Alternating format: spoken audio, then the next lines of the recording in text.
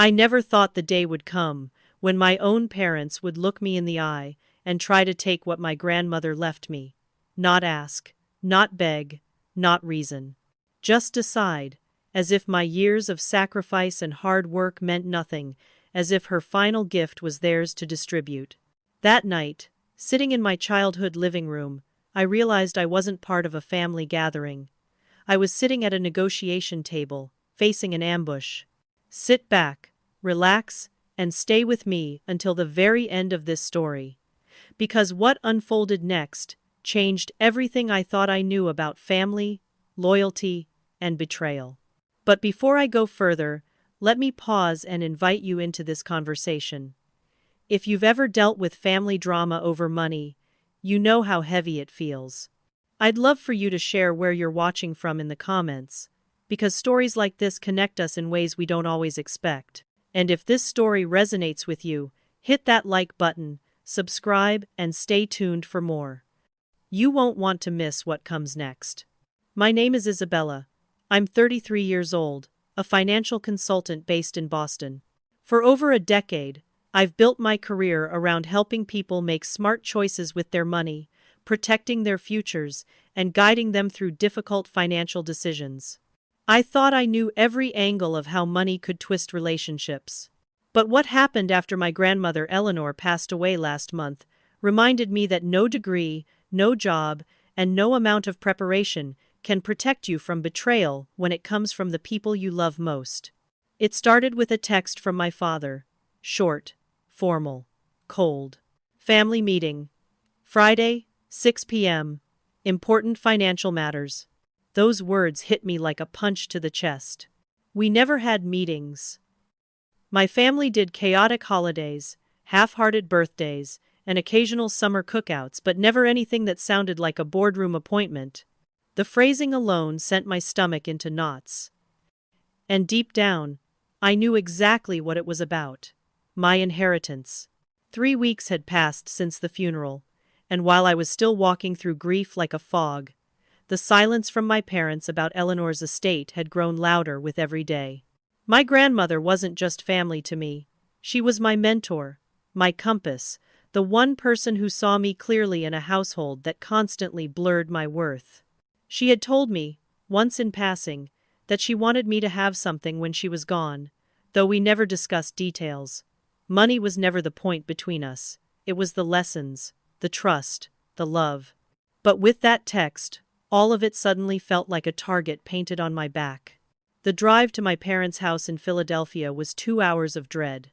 The late September sun was sinking behind the skyline, throwing long shadows over the road as my mind raced. Important financial matters. My dad, a history teacher, had never spoken like that in his life. My mom, usually warm and overbearing in equal measure, had signed off on the message with eerie silence. And then there was my brother, Daniel, 3 years younger than me, spoiled from the moment he could walk, and perpetually between opportunities.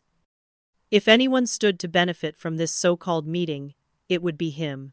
When I pulled into the driveway, my suspicions hardened into certainty. Parked right in front was Daniel's new silver Mercedes, gleaming under the streetlight. My own car, a practical sedan I'd paid off years ago, looked almost embarrassed next to it. How could someone who claimed to be drowning in debt afford a luxury car like that? I sat for a moment, hands gripping the steering wheel, staring at that car.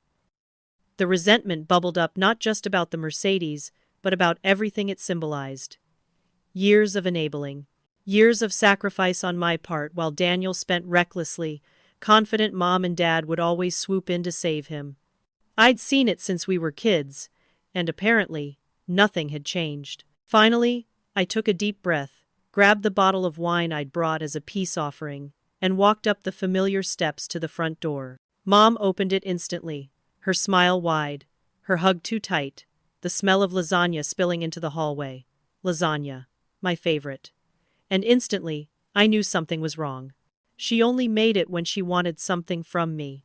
Inside, Dad stood stiffly, offering me an awkward handshake instead of his usual bear hug. His tone was clipped when he said, "Evening, Isabella. Glad you could make it." I barely recognized him. And on the couch, Daniel barely glanced up from his phone, muttering, "Hey, Izzy," before returning to whatever was on his screen. The air was thick with something I couldn't name yet, but every instinct in me screamed caution. This wasn't family time. This was strategy. This was calculation. And I was the one in their sights. So here's my question to you. What would you do if your own family gathered in secret to decide the fate of something that rightfully belonged to you? Would you give in for the sake of peace? Or would you stand your ground knowing it might cost you everything? Because that night, in that living room, I realized I was about to find out. And to understand how I got there, you need to know more about where I came from, and the woman whose lessons would ultimately save me. That woman was my grandmother, Eleanor. And this is where the real story begins. When people ask me who shaped me into the woman I am today, my answer is always immediate. My grandmother, Eleanor Brooks. She wasn't just a relative, she was my compass, my anchor, and the first person who ever taught me that money is more than numbers on a page. Money is freedom, money is choice. And the way you treat money reveals more about your character than almost anything else. Every Sunday, when I was a little girl, she would take me to her favorite diner in New York City. It wasn't fancy red vinyl booths, waitresses who knew her by name, the faint smell of coffee that never really left your clothes, but to me, it was sacred. While other kids my age were glued to cartoons or begging their parents for toys, I was sitting across from Eleanor with a stack of pancakes in front of me, listening to stories that would stay with me for life. She had this ritual with her pancakes. She would cut them into 4 uneven pieces, sliding the plate toward me like she was revealing a magic trick. "This one," she'd say, pointing to the largest piece, "is for living. This one is for saving. This one is for giving. And this tiny one, the smallest of all, is for enjoying today." Then she'd lean in close, her voice firm but warm. "That's how you build a life, Isabella. You don't take it all now. You plan. You prepare. You protect your tomorrow." I didn't fully understand it then, but those lessons seeped into me. By the time I was 12, I had a budgeting system written out in a notebook, complete with color-coded sections for spending, saving, and giving. At 16, when most of my friends were blowing their babysitting money on clothes or movie tickets, I opened my first investment account. Eleanor sat beside me at the bank, her eyes shining with pride. She never told me exactly what to do with the money. Instead, she asked questions, guiding me to figure it out on my own. "What's your goal with this money? How will you feel if you spend it today versus watching it grow tomorrow?" Those questions shaped me far more than any direct advice could. But while I was learning discipline, my brother Daniel was learning something very different. He was 3 years younger, full of charm and excuses, and our parents fell for it every time. Where I saved, he spent without hesitation. Where I planned, he lived recklessly in the moment. And my parents didn't just allow it, they encouraged it. When Daniel blew through his allowance on sneakers and candy before the week was half over, they slipped him extra bills behind my back. When he forgot to save for a school trip, they covered it without blinking. And it didn't stop there. One time, when I was 17, I had been saving every dollar from my library job for 6 months to buy a laptop for college. It was supposed to be my first big purchase, proof to myself that I could work hard and achieve something on my own. The very day I planned to buy it, Daniel crashed his bike into a neighbor's garden, destroying the fence. Instead of making him take responsibility, my parents took the money from my laptop fund to pay for the damage. "We'll pay you back," they promised. They never did. I had to work an extra month to finally afford that laptop. And while I did, I watched Daniel skate by, free from consequences, free from accountability. That moment branded something into me. The rules were different for us. I had to earn everything. He only had to ask. Even as I got older, nothing changed. I moved to Boston for college, paying part of my tuition with a scholarship, and covering the rest through jobs that left me exhausted but proud. Meanwhile, Daniel enrolled in a private university he had no business attending. He failed class after class, and every semester, my parents bailed him out. I climbed step by step through the world of finance, while Daniel bounced from one half-baked venture to another, blaming bad luck, toxic bosses, or people not seeing his potential. I learned to swallow the bitterness, to show up at family dinners every few months and smile politely while my parents bragged about Daniel's latest scheme. I sat there listening, knowing in my bones it would collapse just like the ones before it. They'd ask me to help him polish his resume or connect him with someone I knew in the industry, and I'd bite my tongue to keep the peace. But each time, a little more of me hardened. The one constant through it all was Eleanor. She saw everything, and she didn't pretend it wasn't happening. She would squeeze my hand across the table, her eyes sharp with understanding, and whisper, "Family is important, Isabella, but not at the expense of your well-being." She was the only one who reminded me that I wasn't crazy for feeling exploited, that my exhaustion and resentment were valid. And yet, even with her guidance, I never imagined how far the pattern would go. I thought Daniel's recklessness would eventually catch up to him, that my parents would stop rescuing him. I thought at some point they'd see the difference between enabling and loving, but I was wrong. Because what Eleanor tried to prepare me for was a truth I didn't want to face until it was staring me down in that living room years later. When it came to Daniel, there was no limit to what my parents would sacrifice, not even me. And that truth began to show itself in ways I could no longer ignore when Eleanor's health started to fail. The older I grew, the more painfully obvious it became that my family didn't operate by the same rules for me and Daniel. What started as small allowances when we were kids turned into a pattern so deeply ingrained it shaped everything about who we became. For me, every step forward was built on sacrifice and grit. For Daniel, every misstep was cushioned by my parents, as though the world owed him a safety net. When I left for Harvard, I remember feeling a strange mix of pride and fear. I had earned a partial scholarship, which covered a significant portion of my tuition, but the rest was up to me, so I hustled. I worked part-time at the library, I tutored other students, and I picked up odd jobs during the summers just to make ends meet. There were nights I fell asleep with my face pressed against an open textbook, still wearing the clothes I had worked in that day. But I didn't complain, because each dollar I earned meant independence. It meant dignity. Daniel's story couldn't have been more different. He had somehow convinced my parents to send him to an expensive private university he was completely unprepared for. Within his first year, he had failed half his classes. By the second, he was on academic probation.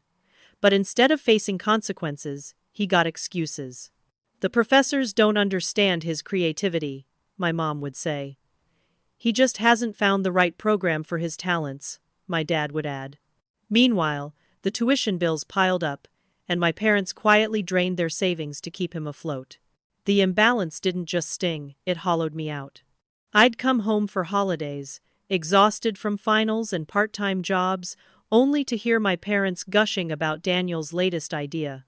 Sometimes it was a startup, sometimes it was a restaurant, sometimes it was something so vague even he couldn't explain it.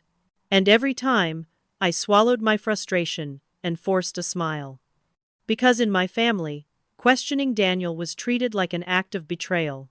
The worst part was how my parents dragged me into their enabling. They would ask me to help him polish his resume or talk through his business plan. Once, my dad called me in a panic because Daniel had an interview and needed a crash course in finance terminology. I stayed on the phone for hours, walking him through the basics. He didn't get the job, of course. And when I suggested he needed to prepare more on his own, my mom scolded me. "Not everyone is as disciplined as you, Isabella. You should be more supportive." There was one Thanksgiving that still burns in my memory. I had just been promoted at the firm in Boston. It was the biggest accomplishment of my career so far. The first tangible proof that all my late nights and sacrifices were paying off. I drove down to Philadelphia excited to share the news. But when I arrived, the entire dinner conversation revolved around Daniel's new venture. He was talking about launching a food truck, never mind that he had no business experience, no credit, and no plan beyond scribbles in a notebook. My parents hung on his every word, their faces glowing with pride.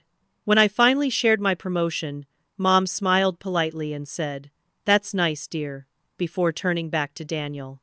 It was like I was invisible. That night, lying awake in my old bedroom, I remember staring at the ceiling and wondering how much longer I could keep swallowing my resentment. It wasn't just about money anymore. It was about recognition, about fairness, about the quiet message my parents sent me over and over again. Daniel's dreams mattered more than my reality. Eleanor, my grandmother, was the only one who ever acknowledged it. She would pull me aside, her voice low and steady, and say, "I see how hard you're working. Don't let their blindness make you doubt yourself. You're building something real, Isabella, something no one can take from you." Her words kept me going when everything else told me to give up. But even her reassurance couldn't stop the bitterness from creeping in. The truth was, my parents weren't just enabling Daniel, they were draining themselves to do it. I saw the stress lines etched deeper into my father's face. I saw the stack of unpaid bills shoved into a kitchen drawer. And still, they never told him no. By the time Daniel dropped out of his university, claiming it was too limiting for someone like him, my parents had already spent tens of thousands of dollars trying to keep him enrolled. And instead of cutting him off, they doubled down. They refinanced their house to fund his next big idea, a startup that fizzled before it even launched.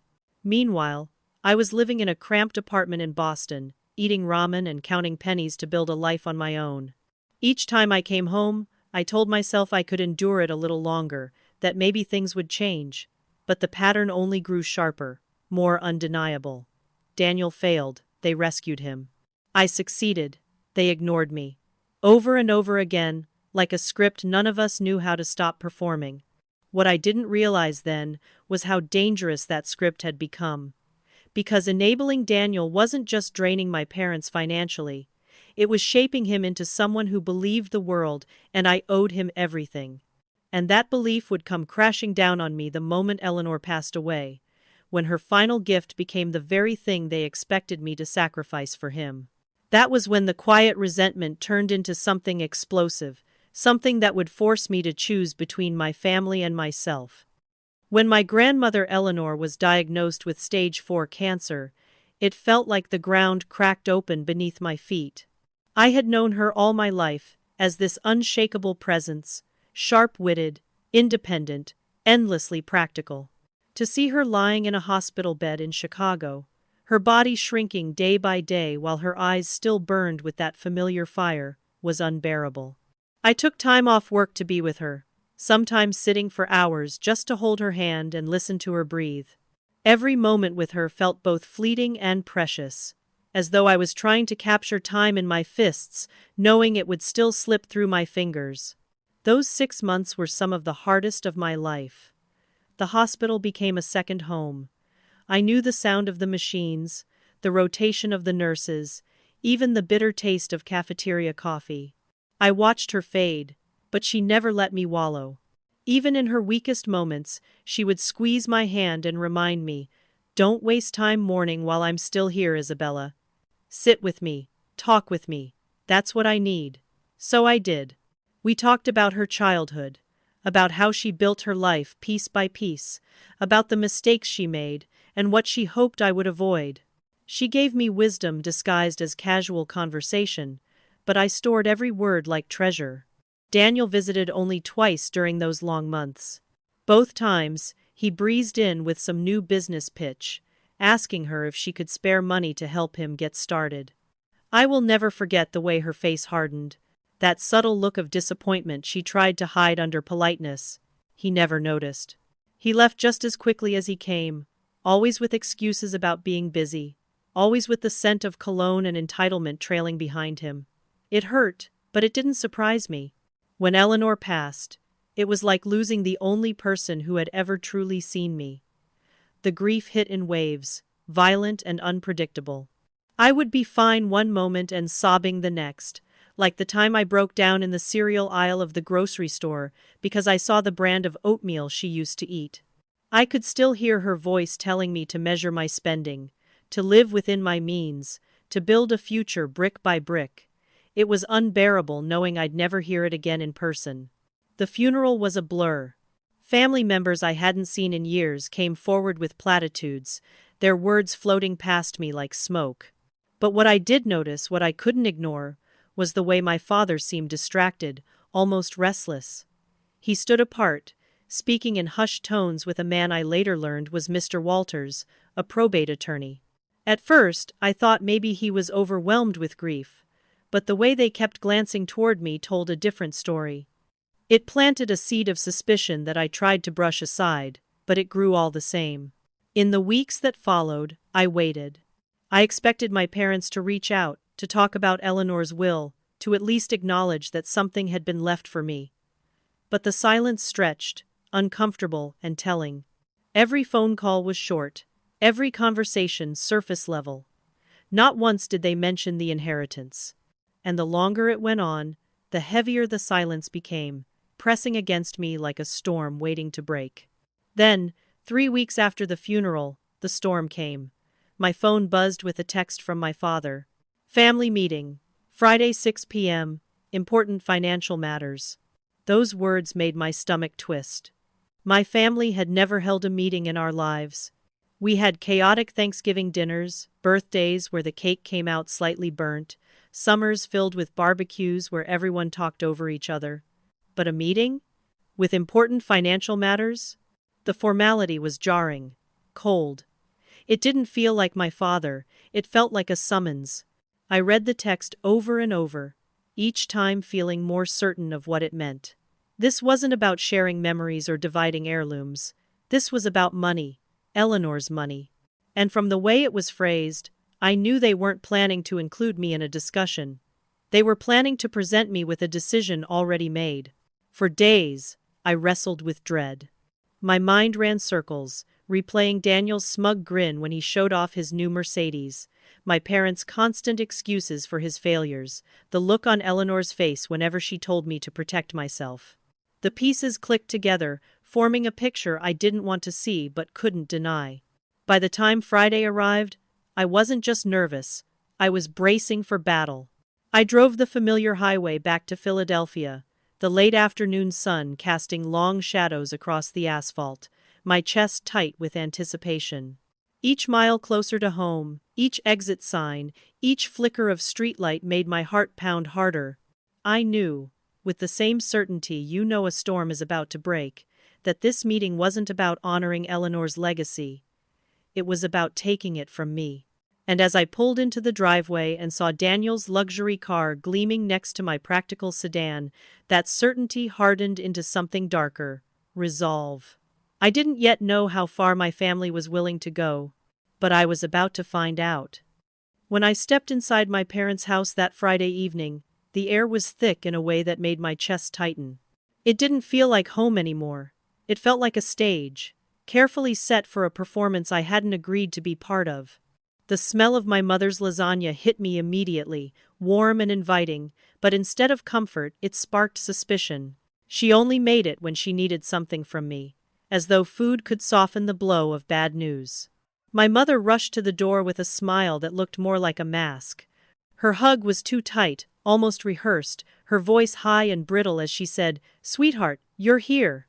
Come in! Come in!" I stepped past her and into the living room, gripping the bottle of wine I had brought like a shield.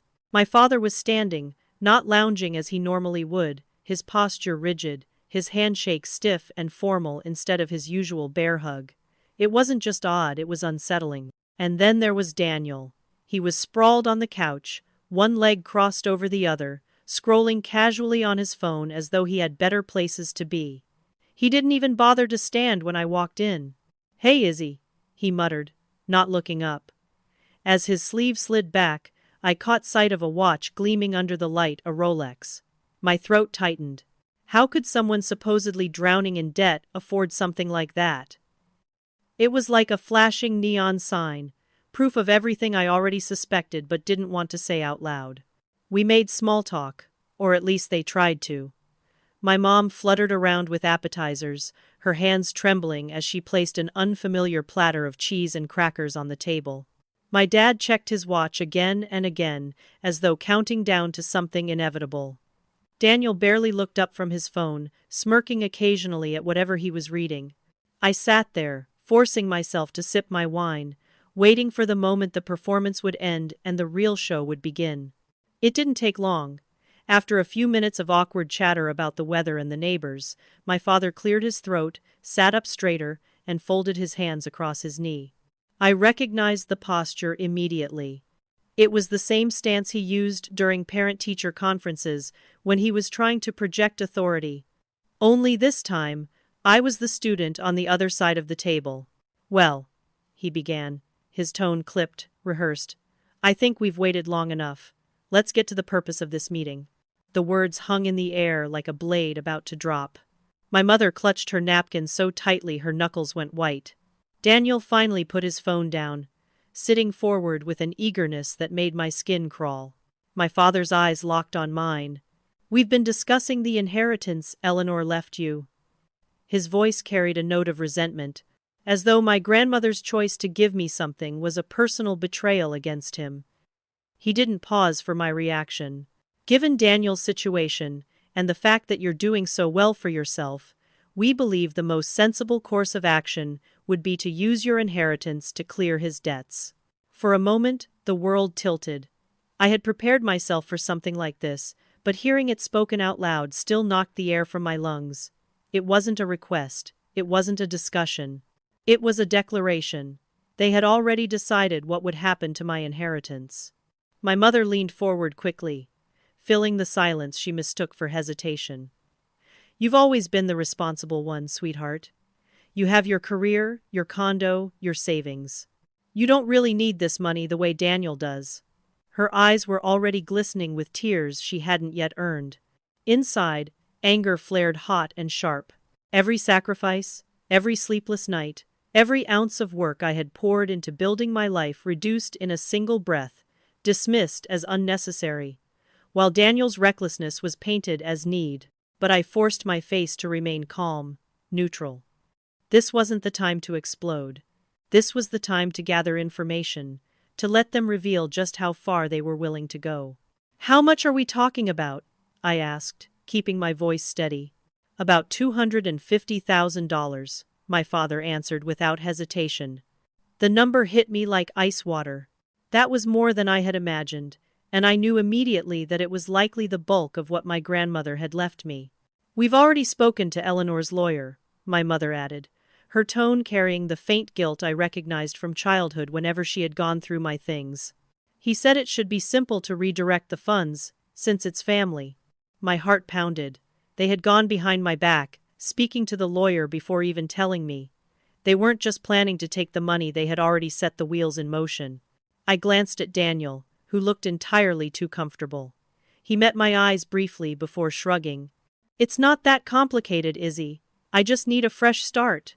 His words dripped with entitlement, as though I owed him this, as though Eleanor's legacy was his birthright, not mine. I forced a small nod, masking the storm raging inside me. "I see," I said quietly. But in that moment, one truth crystallized. This wasn't a family meeting, it was an ambush. And if I didn't tread carefully, I would lose everything my grandmother had worked her entire life to protect.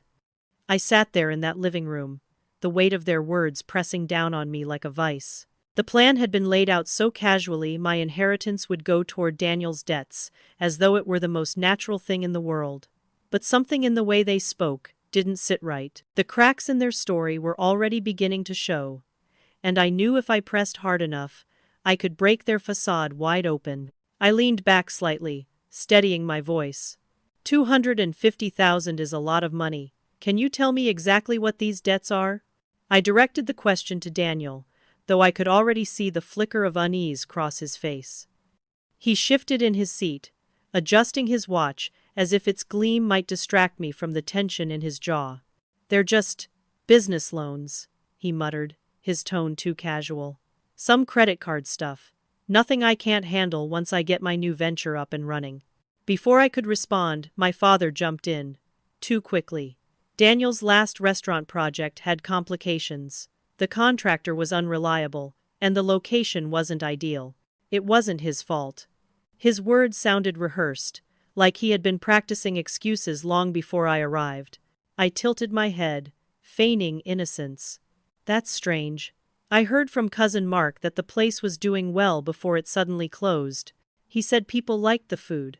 I let the words hang, watching the way my parents exchanged nervous glances while Daniel's eyes darted to the floor. My mother cleared her throat and waved a hand dismissively. There were just circumstances. You know how unpredictable businesses can be, sweetheart. The important thing is helping your brother now. But I wasn't done. My instincts, honed from years of financial consulting, told me there was more hiding beneath the surface. What kind of complications require $250,000? Because restaurants don't typically rack up that much debt unless something very unusual happened.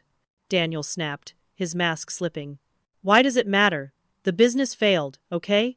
I have debts, and you're sitting on money you didn't even earn. The least you could do is help your family. The venom in his words stung, not because they were true, but because they revealed everything I had always feared, that to him, I wasn't a sister. I was a resource. My mother's hand flew to her chest, her eyes wide with dismay at his outburst. My father tried to smooth it over, his voice coated in false calm. What your brother means, he said, is that this is an opportunity for you to step up, to support him in his time of need. That's what families do. I kept my expression neutral, though inside my heart pounded with a mixture of anger and resolve. I wasn't going to give them the satisfaction of seeing me lose control. If I'm considering helping, I said carefully, I'd like to see a breakdown of these debts. Business loans, personal loans, credit cards, whatever they are. I want to know exactly what I'd be covering. That was when the panic flashed across their faces, quick and unguarded. My father's lips pressed into a thin line. My mother fiddled with her napkin, eyes darting anywhere but at me. Daniel muttered. They're spread across different accounts. It's complicated. Complicated? I repeated softly. Or convenient? My mother leaned forward, her tone suddenly sharp. The details aren't important, Isabella. What matters is that your brother is drowning, and you're in a position to save him. Eleanor would want you to help. That was the wrong name to invoke. My grandmother had taught me that transparency was everything when it came to money. She used to tell me, the devil hides in the details, and you can't fix what you refuse to face. I repeated that line now, my voice calm but cutting. Grandma always said that, and she was never wrong. At the mention of her, my mother flinched, a tiny, involuntary movement that spoke volumes. Finally, Daniel let out a frustrated sigh, his voice rising. Fine, it's not all business debt. I needed a place to live, so some of it is the down payment on my condo. And the car for meetings with clients. The rest is living expenses. While I was building the business, my stomach dropped, but I kept my composure. A luxury condo, a flashy car, living expenses that somehow included a Rolex. This wasn't about failed ventures. This was about indulgence. And they expected me to clean it up. I set my glass down carefully, my hands steady though my insides burned. Excuse me for a moment, I said, rising to my feet. I need to use the restroom. As I walked down the hallway, I heard my mother whisper frantically behind me. Do you think she's going to agree? Their voices faded as I shut the bathroom door behind me, locking it with trembling fingers. I stared at myself in the mirror, the reflection of a woman who looked composed on the outside, but felt herself unraveling within. My parents didn't see my hard work as something to admire, they saw it as an opportunity to exploit. And in that moment, staring at my own reflection, I realized that if I didn't find a way to fight back, I would lose not just the money my grandmother entrusted to me, but a piece of myself I could never recover. That thought led me to make a choice that would take me down a hallway I hadn't walked in years, straight into my father's office, where answers waited in the shadows. The moment I shut the bathroom door behind me, my pulse hammered in my ears so loudly it drowned out the muffled voices coming from the living room. I leaned over the sink, splashing cold water on my face, trying to still the storm inside me. But the truth was undeniable. My parents and Daniel had already decided to strip me of what Eleanor had left. And they weren't even ashamed of it. They thought they could corner me into surrendering. As I dried my hands, my eyes caught the glint of the new marble countertop, the designer hand towels, the crystal soap dispenser. Expensive details that hadn't been there the last time I visited. If they were so worried about money, how could they justify these luxuries? My chest tightened with a mix of fury and clarity. This wasn't about survival. This was about greed. I couldn't go back into that living room empty-handed, not if I wanted to stand my ground. I needed leverage. So instead of heading back, I crept quietly down the hallway, each step echoing like a drumbeat in my chest, until I reached my father's office. The door was ajar. The faint smell of old paper and polish wafted out, so familiar it made my stomach twist. I hesitated for a moment, listening to the hum of voices still drifting from the other room. Then I slipped inside. The office was immaculate, every book in place, every file neatly labeled, but one folder sat squarely in the center of his desk, as though waiting for me. My father's tidy handwriting scrawled across the cover. Daniel's finances. My throat tightened as I reached for it, my fingers trembling slightly. I opened it, and the first page nearly knocked the breath out of me. There were records of loans tens of thousands of dollars worth taken out over the last 5 years. Not once, not twice, but again and again. My parents had been bailing Daniel out long before Eleanor's inheritance was even a thought, and none of it had been repaid. As I flipped through the pages, the picture became clearer and uglier. Screenshots of Daniel's social media posts, lavish vacations in Bali, ski trips in Switzerland, luxury dinners all dated within weeks of the loans. Trips he'd claimed were business research or networking opportunities. Lies, all of them. Then my hand froze on a printed email from someone I hadn't expected to see: Sarah, his ex-girlfriend. She had written my parents 6 months earlier, warning them Daniel had a gambling problem. She told them he owed money to dangerous people and was lying about the severity of his debts. Instead of confronting him, they had ignored her. The weight of it sank into me like a stone. This wasn't just irresponsibility, this was destruction, and they wanted me to fund it.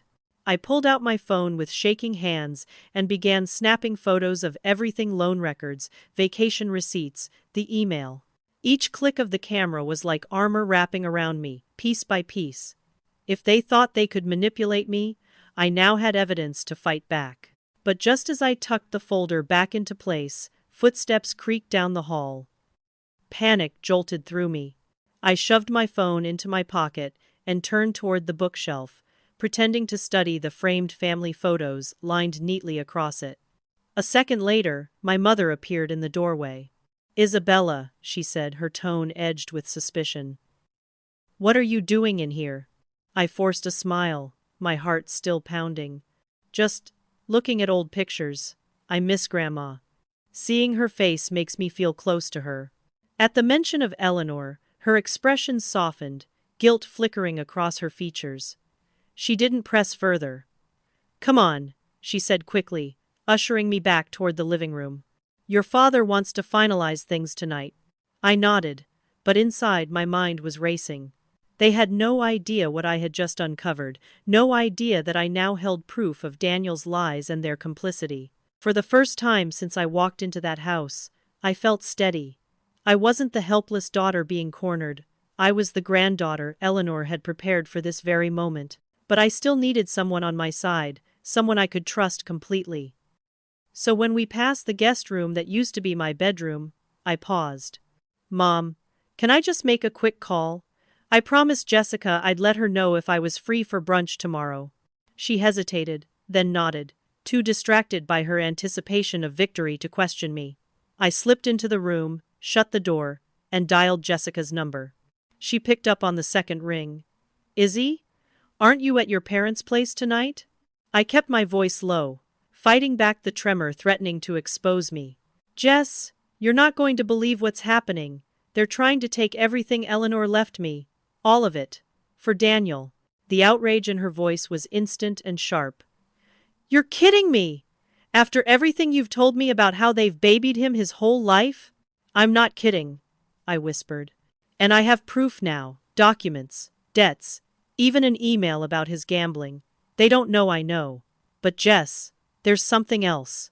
something they really don't know. I told her then about the conversation I'd had with Eleanor in the hospital, about the secret arrangements we had made to protect her estate. As I spoke, Jessica gasped, her shock turning to awe.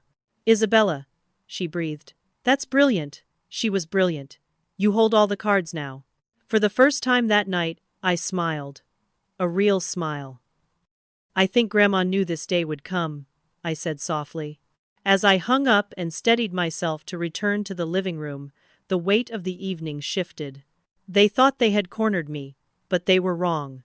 I wasn't walking back into that room defenseless. I was walking in, armed with evidence, with a plan, and with Eleanor's foresight echoing in my heart. The real confrontation was just beginning. When I stepped back into the living room, it felt like walking onto a stage where every person was waiting for me to say the lines they had already written for me. My father straightened in his chair, his eyes narrowing with calculated calm. My mother leaned forward, her hand reaching for mine with that same rehearsed tenderness she had used so many times before. And Daniel, he was practically buzzing with anticipation, as if the inheritance was already his and I was nothing more than the final formality standing in the way. I took my seat, deliberately letting my movements be slow and measured, as though I hadn't just uncovered their lies or spoken with Jessica about my secret weapon. I wanted them to believe I was still unsure, still pliable. The silence stretched, the tension so thick it pressed against my chest. Finally, I broke it.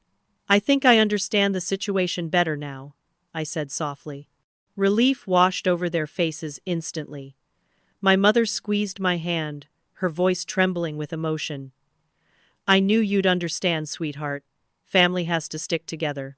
I nodded, keeping my expression neutral. "Family is important," I said carefully.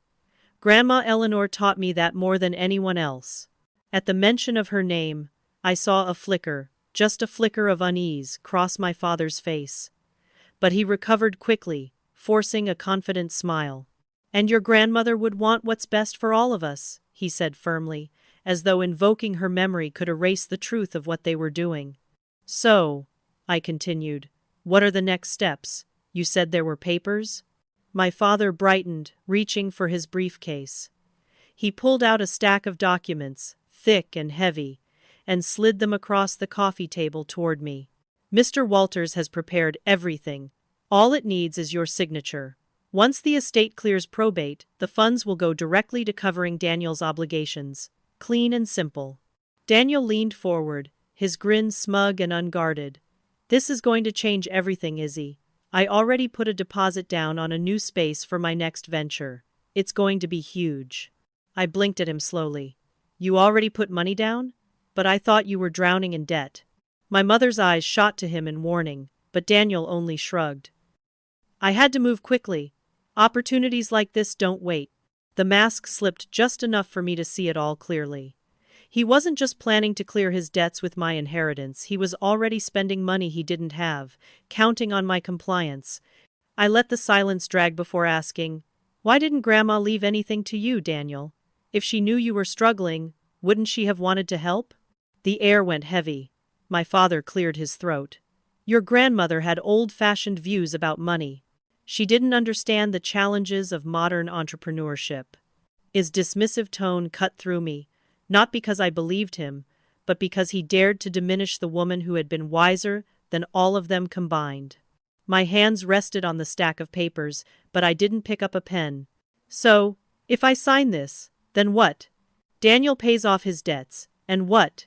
Does he get counseling? Does he stop relying on everyone else to fix his mistakes?" Daniel scoffed, leaning back with arrogance. "I don't need counseling. I just need a fresh start." My father placed a warning hand on his arm, his voice low and coaxing. "What your brother means is that with this clean slate, he'll finally be able to focus. He'll be more responsible." The lie was so thin it was insulting. They weren't even trying to make it convincing. They just expected me to fold. I pushed the papers back slightly, my eyes locked on my father's. "It's a big decision. I need more time to think about it." Disappointment flashed across Daniel's face, irritation quickly following. My mother rushed to cover it with a soothing tone. Of course, sweetheart. Take the weekend if you need it. But Mr. Walters says it's best to get everything finalized soon. I gave them a small nod, pretending to yield. But inside, I was steel. They thought hesitation meant weakness. They thought I was bending. What they didn't realize was that I was letting them build their case against themselves, letting them reveal every crack in their story, every manipulation, every entitled demand. Because when the moment came, I wasn't going to just refuse. I was going to dismantle everything they thought they controlled. And as I gathered my things and stood, I caught Daniel's eye. He smirked, convinced he had already won, but in that smirk, I saw the fuel I needed. He had no idea that I was walking out of that room armed with more than suspicion. I had evidence. I had foresight. And I had a plan that none of them would see coming until it was far too late. I walked back into the living room with a calm I didn't truly feel. The stack of papers still sat on the coffee table, waiting for my signature, like shackles disguised as legal documents. My parents leaned forward with expectation, while Daniel lounged with his usual smirk, already acting as though the money was his. For a brief second, I let the silence hang. Then I straightened my shoulders and spoke words that would rip the thin veneer of civility off the evening. "There's no money in the estate," I said quietly, but firmly. The room froze. My mother's face drained of color. My father blinked, confusion hardening into anger. Daniel shot upright, his smirk collapsing. "What do you mean, no money?"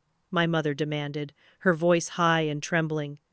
"That's ridiculous. Your grandmother was well off." I held my father's gaze, unflinching. 6 months before she died, Grandma moved her assets into an irrevocable trust. "The will you're clinging to is empty. There's nothing left for probate to distribute." Daniel's face flushed red. "That's a lie. She had money, her house, her investments, all transferred into the trust." I cut in, my tone calm but razor sharp. "She knew what she was doing, and she made sure it couldn't be touched by anyone except me." My father slammed his hand against his knee, his mask slipping. "We would have known about this. There's no way she could have done something so drastic without us knowing." "Would you?" I asked softly. "When was the last time you visited her without asking for money? When did you sit with her just because you loved her, not because you wanted something?" For the first time that evening, my mother's tears spilled over. But they didn't look like sorrow, they looked like frustration. "This isn't fair," she sobbed. "We're your family. That money should help all of us." Her words twisted the knife, because they revealed the truth I had always feared. My value to them was measured only in what I could provide. My throat tightened, but I forced my voice to remain steady. "Grandma gave me more than money. She gave me protection from exactly this moment. She knew you would try to take what wasn't yours." Daniel shot to his feet, pointing a finger at me. "You selfish bitch. You think you're better than me because you've got your fancy job and your savings. You don't know what it's like to struggle." I laughed bitterly, unable to contain it. "I don't know what it's like to struggle? I worked 3 jobs to get through college while you failed out of the private school Mom and Dad paid for. I saved for years to buy my condo while you threw every dollar you had into cars and vacations. Don't talk to me about struggle, Daniel. You wouldn't recognize it if it hit you in the face." My father tried to rein things in, his voice lowering into that grave tone he always used when I was a child in trouble. "Isabella, think about what you're saying. If you expose this, if you fight us, you'll destroy this family. Is that what you want?" I locked eyes with him, my jaw set. I'm not destroying this family. You are by treating me like a bank account instead of a daughter." He leaned forward, his eyes dark with warning. "If you refuse to cooperate, we'll contest the trust. We'll find a way around it." I shook my head slowly. "You won't succeed. Grandma was of sound mind. There's medical documentation to prove it. The trust is airtight, and Mr. Patterson is one of the best attorneys in the state. But by all means, waste what little money you have left trying to fight it." Daniel's rage boiled over. "You're dead to me. As far as I'm concerned, you're no longer my sister." The words hit like a punch, but I kept my face cold. "That's your choice." But remember this, I'm the only one in this room who hasn't tried to steal from family. I rose to my feet, my purse in hand. My father stepped in front of me, blocking the door, desperation flickering in his eyes. Don't walk out, we can still fix this. We can still be a family. I stepped around him, my heart hammering. A family doesn't ambush one of their own. A family doesn't lie and manipulate. Maybe someday we can rebuild, but not like this. Not when all you see when you look at me is dollar signs. Behind me, my mother's voice broke into a sob. What will we tell people? Even then, even in the ashes of our relationship, her concern was not for me, not for us, but for appearances. I pulled open the door, the night air rushing in like freedom, and for the first time in years, I felt like I could breathe. But as I stepped out into the darkness, my phone buzzed in my pocket. A message from Jessica lit up the screen. Just 2 words that would carry me into the next battle. They're not done. The weeks after that night felt like standing on a fault line, waiting for aftershocks. I left my parents' house with shaking hands, my chest tight, my heart torn between grief and defiance. For the first time in my life, I wasn't just the responsible daughter or the accommodating sister. I had drawn a line, and I had refused to let them cross it. But the silence that followed was brutal. In the first few days, my phone lit up with texts from my mother dripping with guilt-laced accusations. Your brother can't eat. Your father is sick with stress. How can you do this to us? They weren't apologies. They weren't acknowledgments of their betrayal. They were weapons, sharp little daggers meant to pierce the armor I had spent years building. I didn't respond. I knew if I did, I would get pulled back into their web. Nights were the hardest. I would wake at 2 a.m., my grandmother's face floating into my mind, and wonder if I had been too harsh. I'd replay Daniel's rage, my father's coldness, my mother's crocodile tears, and doubt would gnaw at me. Maybe family really was supposed to come first no matter what. Maybe I was selfish. But then I'd remember Eleanor's voice, firm and unwavering. They will drain you dry if you let them. Those words became my anchor. Jessica was my lifeline. The weekend after everything exploded, she showed up at my condo with takeout, a bottle of wine, and a fierce determination to keep me grounded. We sat on my balcony overlooking the city lights, and she listened as I poured it all out. The guilt, the anger, the aching sense of loss. She didn't flinch. Izzy, she said finally, family doesn't manipulate you into signing away your future. Family doesn't treat you like a resource. They did that, not you. Her certainty was a balm against the doubts eating at me. Therapy became another lifeline. I found myself sitting across from Dr. Harper, my hands clenched in my lap, telling her how hollow I felt. She looked at me with kind but steady eyes and said, "You can't change your family's patterns. You can only change how you respond to them. And sometimes, the healthiest response is distance." Her words settled in my chest like both a burden and a relief. But healing wasn't linear. Some mornings I woke up with a strange lightness, the realization that I was no longer under their control filling me with freedom. Other days, grief clawed at me, sharp and unrelenting. I wasn't just mourning Eleanor. I was mourning the family I wished I had, the family that had never really existed. What saved me was purpose. 3 months after that night, I sat at my desk staring at the trust documents and felt an idea spark. Eleanor had spent her life teaching me the value of financial wisdom and boundaries. What if I could take that legacy and make it bigger than just me? That's when the Eleanor Harris Foundation for Financial Empowerment was born. I poured part of my inheritance into building workshops for young adults, teaching them not just how to manage money, but how to protect themselves from financial manipulation, especially within families.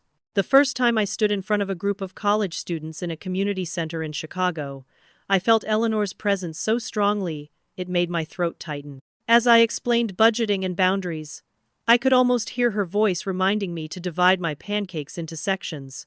When one student came up to me afterward and said, "My parents always make me feel guilty when I say no to lending them money. You made me realize I'm not crazy for wanting boundaries." I knew I was honoring her in the best way possible. Still, shadows lingered. 6 months after the confrontation, I sent Daniel one last message. Not money, but an offer. I told him I'd help him build a budget, that I'd sit with him and map out a repayment plan. I made it clear I wasn't offering cash, only tools. His reply was short and venomous. Unless you're actually helping, don't bother. Your advice is worthless. It stung, but it also gave me closure. I had extended my hand, and he had slapped it away. There was nothing more to be done. Almost a year later, my phone rang. It was my mother's number. Against my better judgment, I answered. Her voice was smaller than I remembered, stripped of its usual confidence. "Isabella," she said, "we need to talk." For a split second, my heart leapt with hope. Maybe this was the moment, maybe they finally understood. But then she continued. Their financial situation had unraveled. Daniel's latest venture had collapsed, leaving them on the hook for loans they'd co-signed. They weren't calling to apologize. They weren't calling to make peace. They were calling for money. And that was when I realized my real healing hadn't been about cutting them off or even about building the foundation. My real healing was knowing I could pick up that phone, hear their pleas, and say with clarity and strength, I can help you find a counselor. I can recommend resources, but I will not give you money. My father's voice came on then, edged with anger but laced with desperation. We're your family. Surely that trust has plenty to spare. I closed my eyes, breathing deeply, steadying myself. The girl who once would have caved to their pressure was gone. The woman Eleanor raised was standing in her place. And as I ended that call, I knew one truth with absolute certainty. They would keep trying. They weren't done with me yet. Transformation didn't come all at once. It wasn't some dramatic epiphany in the middle of the night. It was slower, grittier, a process of unlearning years of conditioning while building something sturdier in its place. After that last phone call with my parents, I realized I could either let the cycle repeat itself forever, or I could redefine who I was without them pulling the strings. I chose the latter, though it was the harder path. For months, I woke up with a knot in my stomach, that instinctive guilt tugging at me, whispering that I was cruel, ungrateful, even heartless. Every time I thought of my mother's trembling voice or my father's disappointed tone, I felt the familiar urge to bend, to cave, to make their lives easier at the expense of my own. But this time, I had the tools my grandmother gave me. Every time the guilt pressed down, I repeated her words. Sometimes the most loving thing you can do is say no. At first, it felt like I was lying to myself. But over time, those words started to sink deeper, to take root. I began to see that saying no wasn't abandonment, it was survival. I poured myself into the foundation, and it became both therapy and purpose. I traveled to schools, community centers, and even women's shelters, teaching financial literacy through stories instead of dry numbers. I told young people about boundaries, about the danger of enabling, about the weight of financial manipulation that often hides under the banner of family. Each time someone's eyes widened in recognition, each time a hand shot up with a story of being drained by relatives or pressured by parents, I felt less alone. One evening, after a seminar in Denver, a young woman approached me. She looked barely 20, clutching a notebook to her chest. Her voice shook as she told me her parents constantly borrowed money from her student loans and left her scrambling to make rent. "Hearing you," she whispered, "makes me feel like I'm not crazy for wanting to stop." Tears welled in her eyes, and in that moment, I saw myself reflected in her fear and confusion. I put a hand on her shoulder and said, "You're not crazy, you're not selfish. Protecting yourself doesn't mean you love them less. It means you're giving yourself a chance to live." She broke into sobs and I held her as she cried. That night, I cried too because I knew Eleanor's legacy was alive, rippling through someone else's choices. But the transformation wasn't just external. It was in the quiet spaces of my own life. My apartment, once a place I collapsed into after long days, became a sanctuary. I redecorated, filling the walls with photographs from my travels, shelves lined with books Eleanor once recommended, candles whose soft glow reminded me of peace instead of tension. I stopped waiting for phone calls that would unravel me. I stopped checking my messages with dread. Instead, I began to choose who had access to me. Friends became family in the truest sense. Jessica was at the center of it, steady as a heartbeat, but others joined that circle: colleagues, fellow advocates, even some distant relatives who reached out after hearing the truth about what had happened. My cousin Lily, who I hadn't spoken to in years, sent me a message confessing that my parents had borrowed thousands from her under the guise of helping Daniel and never repaid her. My Aunt Carol told me she had been cut off decades ago for refusing to co-sign a loan. Their stories stitched me into a larger fabric of resilience, a community of people who, like me, had carried shame that was never truly theirs. And yet, for all the progress, there were days when loneliness hit me like a wave. Birthdays, holidays, those moments when the absence of my parents and brother felt like an open wound. It wasn't the family I lost that hurt, it was the fantasy of the family I had always hoped they could be. I had to grieve that dream, to accept that some relationships are too broken to be mended, no matter how much love you pour into them. Still, I changed. I became someone who no longer shrank under guilt, who no longer mistook manipulation for love. I learned that my worth wasn't tied to my ability to rescue others. It was tied to my integrity, to the boundaries I held, to the life I built brick by brick on my own terms. But transformation doesn't end with healing. It demands testing. And just when I thought I had found my footing, the phone rang again one evening, shattering the fragile peace I had built. This time, it wasn't my parents' number, it was Daniel's. When Daniel's name lit up on my phone that evening, I stared at the screen for a long time before answering. A year had passed since the confrontation that fractured my family, and in that time I had rebuilt myself piece by piece. My instinct was to ignore the call, to protect my peace. But something in me wanted closure, so I picked up. His voice was strained, thinner than I remembered, and for the first time there was no arrogance in his tone. He told me he had burned through everything, that he was broke, that the people he had once called friends no longer returned his calls. And then he asked for what he had always asked for: money. I listened in silence, my heart a mix of sadness and exhaustion. A year ago, I might have yelled, might have pleaded with him to change. But that night, I simply said, "I can't give you money, Daniel. What I can give you is advice. If you want to dig yourself out of this, I'll sit with you, and we'll make a plan together. But I won't fund another collapse." There was a long pause before he muttered something bitter and hung up, and strangely, I didn't feel anger, I felt release. I had finally understood that love without boundaries is not love at all, it's servitude. That realization became the final piece of my transformation. I spent so many years believing that family loyalty meant endless sacrifice, that being the responsible one meant cleaning up everyone else's messes. But Eleanor's gift, both financial and emotional, taught me something far more important. Responsibility starts with yourself. You cannot build a healthy life if you're constantly tearing down your own walls to shelter others who refuse to change. I carry grief, yes. I grieve the family dinners that will never happen again, the milestones unshared, the silence that replaced what should have been laughter. But I also carry gratitude. I am grateful for the strength my grandmother instilled in me, for the foresight she had to protect me, and for the courage I finally found to protect myself. Most of all, I am grateful for the new definition of family I've discovered, not one bound by blood, but by respect, trust, and care freely given without strings attached.